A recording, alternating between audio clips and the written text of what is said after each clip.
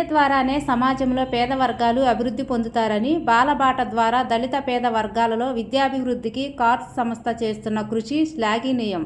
Macherla municipal commissioner Venkatadasu.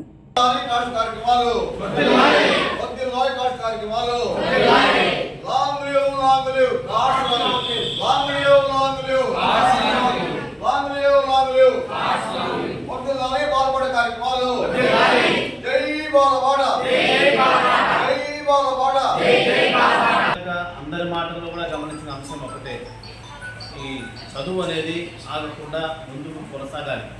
మనకి ఎన్ని ఇబ్బందులు వచ్చినా కూడా ఆ ఇబ్బందులు అధిగమించడానికి ఖచ్చితంగా మన వంతు 100% ప్రయత్నం చేయాలి. చదువు విషయాలు మాత్రం ఏ పరిస్థితుల్లో కుటుంబ కష్టాలు వచ్చాయని, ఇబ్బందులు వచ్చాయని అలాంటి ఆపడానికి లేకుండా మనం ముందుకు సాగాలి. దానికి ఉదాహరణ కూడా నేను చూచుకునే నేను కూడా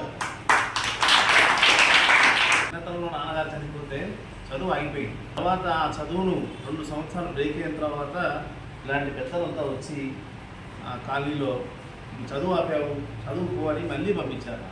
2 సంవత్సరాల తర్వాత మళ్ళీ చదువుకు పునరుద్ధరణ. ఆ రోజు జరిగిన మలుపు కొనసాగుతూనే మళ్ళీ ఒకనొక దశలో అమ్మగారు చనిపోయారు.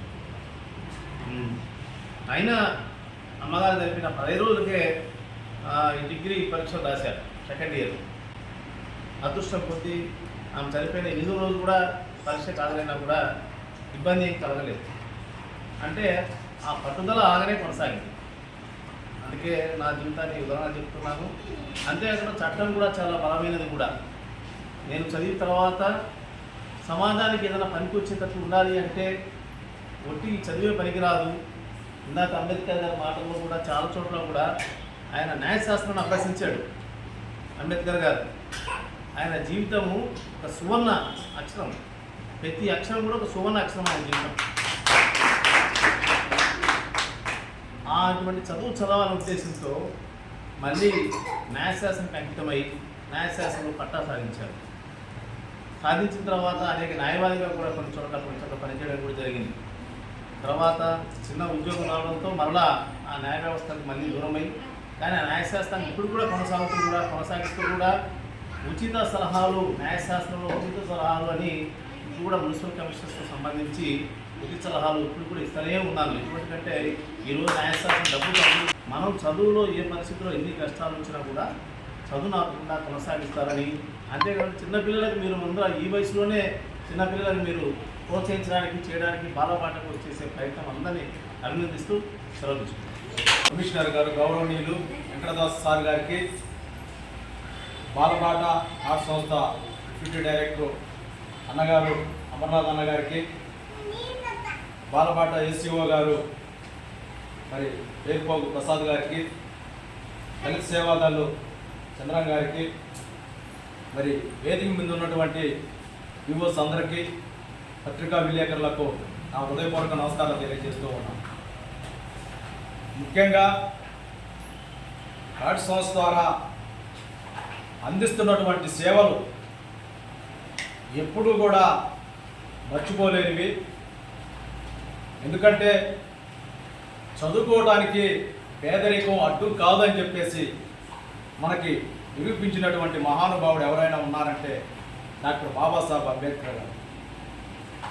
కార్డ్ సంస్థ యొక్క ముఖ్య ఉద్దేశం ఇందాక అన్నగారు చెప్పినట్టు, ఎవరైతే డ్రాప్అవుట్స్, పేదరికంలో ఉన్న పిల్లలు చదువుకోలేకపోతున్నారో వాళ్ళని సమాజంలో గుర్తించి విద్యావంతులుగా చేయటం, ఎవరైతే బయట తిరుగుతున్నారో వారిని గుర్తించి ప్రభుత్వ గురుకుల పాఠశాలలు ఏవైతే ఉన్నాయో వాటిలో చేర్పించి వాళ్ళను విద్యావంతులుగా చేసే ఒక గొప్ప కార్యక్రమాన్ని శ్రీకారం చుట్టి ఈ సమాజంలో సేవలు అందిస్తున్నందుకు కార్డ్ సంస్థ, బాలబాట అధినేత అందరికి కూడా ధన్యవాదాలు తెలియజేస్తూ ఉన్నాం. విద్య లేని వారు వింత పశువు అంటారు.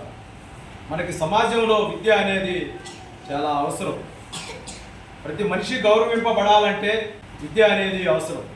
కాబట్టి నేటి విద్యార్థులే రేపటి పౌరులు, ఈ యొక్క దేశానికి మరి భవిష్యత్తు. కాబట్టి ఇక్కడ ఉన్నటువంటి డిఓస్ అంతా కూడా ఎవరైతే ఉన్నారో మీరు చదువుకోవడంతో పాటు మీ క్రింది స్థాయి విద్యార్థులు ఎవరైతే ఉన్నారో వాళ్ళకి మరి సాయంత్రం వేళలో 1 గంట ట్యూషన్ కూడా ఏర్పాటు చేసి మరి వాళ్ళని చైతన్యం చేయటం, మరి రాయించటం, హోంవర్క్ చేయించడం అనే బాధ్యత తీసుకున్నందుకు మీ అందరూ కూడా మరి మిమ్మల్ని అందరినీ అభినందిస్తూ ఉన్నాను.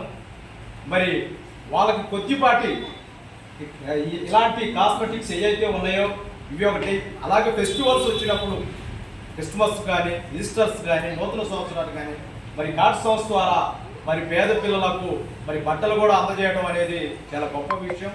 కాబట్టి ఇలాంటి మంచి సేవలు అందిస్తున్నందుకు మరి మరోసారి కార్డ్ సంస్థకు, బాలబాట కార్యక్రమానికి మరి అందరికి కూడా యాజమాన్యానికి నా హృదయపూర్వక నమస్కారాలు, ధన్యవాదాలు, వాళ్ళకి అభినందనలు తెలియజేస్తూ ఈ యొక్క కార్యక్రమానికి మేము పిలవంగానే వాళ్ళు ఈరోజు స్పందన కార్యక్రమం చాలా బిజీలో ఉంటారు కమిషనర్ గారు, అయినా కూడా ఈ యొక్క కార్యక్రమానికి వచ్చినందుకు మరోసారి వారికి హృదయపూర్వక నమస్కారాలు.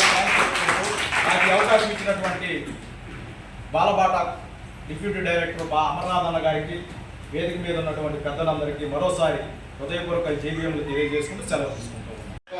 ముఖ్య ఉద్దేశం సార్, ప్రభుత్వ పాఠశాలటువంటి పిల్లలు సాయంత్రం పూట హోంవర్క్ని ఫుల్ఫిల్ చేసి వాళ్ళని మరలా ప్రభుత్వ పాఠశాలకు పంపే విధంగా కృషి చేయడమే దీని యొక్క ముఖ్య ఉద్దేశం. ఇప్పుడు ఏంటంటే డ్రాప్ అవుట్ అనేది తగ్గించేసి, అంబేద్కర్ చెప్తా ఉంటారు ఆయన ఎడ్యుకేషన్ లిబరేషన్, విద్యాల విముక్తి కోసం అని చెప్పినటువంటి విధానం. ఎందుకంటే లక్ష్మి కొందరిది, సరస్వతి అందరిది. అంటే డబ్బు కొంతమంది ఉన్నప్పుడు కూడా తెలివితేటలు ఎవరబ్బా సొత్తు కాదన్నది ఉదాహరణ అంబేద్కర్ గారే. ఇంకోటి స్లోగన్ మా బాలబాటలో, నేను ఎవరికంటే తక్కువ కాదు, నాకంటే ఎవరు ఎక్కువ కాదు అనేది ఒక మెయిన్ కాన్సెప్ట్తో చిన్నప్పటి నుంచి కూడా ఒక ఐడియాలజీని పెంపొందిస్తాం సార్. ఎందుకంటే ఇది హ్యూమానిటీ, సోషల్ ఈక్వాలిటీ, సామాజిక సమానత్వం అనేదే ముఖ్య ఉద్దేశంతో చేస్తూ ఉన్నాం.